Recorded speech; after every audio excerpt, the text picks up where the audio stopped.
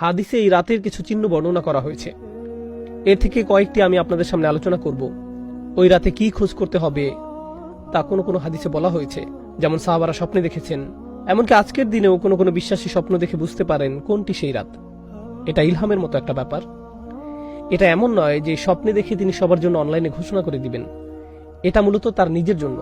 তিনি বুঝতে পারেন এটাই সেই রাত।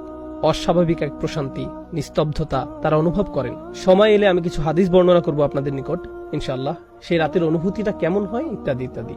কিন্তু এর থেকে আসলে 100% নিশ্চিত হতে পারবেন না। অ্যান্টার্কটিকার মানুষ তো আর কদরের রাতের নিদর্শন হিসেবে ঠান্ডা বাতাস অনুভব করবে না এবং বলবে না, ও এটাই লাইলাতুল কদর। এমনটা ঘটতে যাচ্ছে না। মানুষ বিভিন্ন ধরনের জলবায়ুতে বাস করে। যেমন যেমন স্কটল্যান্ডে যারা বাস করে সেখানকার জলবায়ু প্রধানত মেঘাচ্ছন্ন।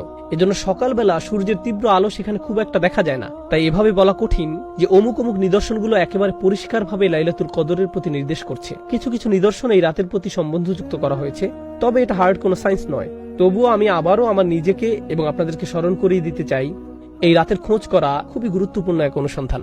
এটা সেই রাত কিনা তা বোঝার কিছু উপায় তুলে ধরছি। আবারও বলছি, এখানে ভৌগোলিক সীমাবদ্ধতার কথাটা মাথায় রাখতে হবে। ইন্নী কুনতু উরিতু লাইলাতুল কদরি সুম্মা নুসিতুহা। এই হাদিসে রাসূল সাল্লাল্লাহু আলাইহি ওয়াসাল্লাম বলেন, আমাকে লাইলাতুল কদর দেখানো হয়েছিল, পরে আবার আমাকে ভুলিয়ে দেওয়া হয়। ওয়াহিয়া ফিল আশরিল আওয়াখির, এর অবস্থান শেষ 10 রাতে। ওয়াহিয়া তালকাতু বালজাতুলা হাররা ওয়ালা বারিদা, বেশি গরম বা বেশি ঠান্ডা না। কানা ফিহা কামরান ইয়াফদাহু কাওয়াকিবুহা, যেন আলোকিত চাঁদ নক্ষত্রগুলোকে আড়াল করে আছে। এই রাতে শয়তান বের হতে পারে না।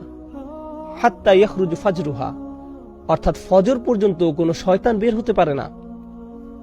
আত-তামানিনা, যেমন বলি সালামুন হিয়া হাত্তা মাতলাইল ফাজর, ফজর উদয় হওয়া পর্যন্ত শান্তি, ফজর পর্যন্ত শান্তি। এর অর্থ হলো মানুষ এই রাতে অস্বাভাবিক শান্তি অনুভব করে। তারাবিতে যোগ দিলে দেখবেন এই রাতে কেউ বিরক্ত হয় না, কেউ হাত পা নেড়ে কোনো বিরক্তি প্রকাশ করে না, বাচ্চারাও দুষ্টামি করছে না। নিশ্চয়ই এর কোনো কারণ আছে।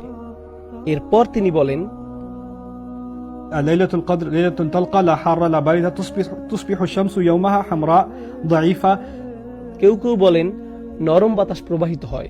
This is رواه ابن خزيمة وصححه الألباني. পরের দিন সূর্য কেমন জানি লাল বর্ণ ধারণ করে। সূর্য উদয় হওয়ার সময় একটু লাল আকৃতি ধারণ করে। উদয় হওয়ার সময় এতে তীব্রতা দেখা যাবে না। قد يري الله الإنسان الليلة في المنام. এমনও হতে পারে এটি কোন রাত আল্লাহ ঈমানদারদেরকে তার স্বপ্নে দেখাতে পারেন। অনেক সাহাবীর ক্ষেত্রে এমনটা ঘটেছিল। তারপর রাসূল সাল্লাল্লাহু আলাইহি ওয়াসাল্লাম বলেন, ইন্নাল মালাইকা তিলকা আল-লাইলা আকসারা ফিল আরদি মিন আদাদিল হুসা। এটাও ইবনে খুজামা বর্ণনা করেছেন। এই রাতে পৃথিবীতে ফেরেশতাদের সংখ্যা মানে পৃথিবীর ক্ষুদ্র বালুকণার চেয়েও বেশি হয়।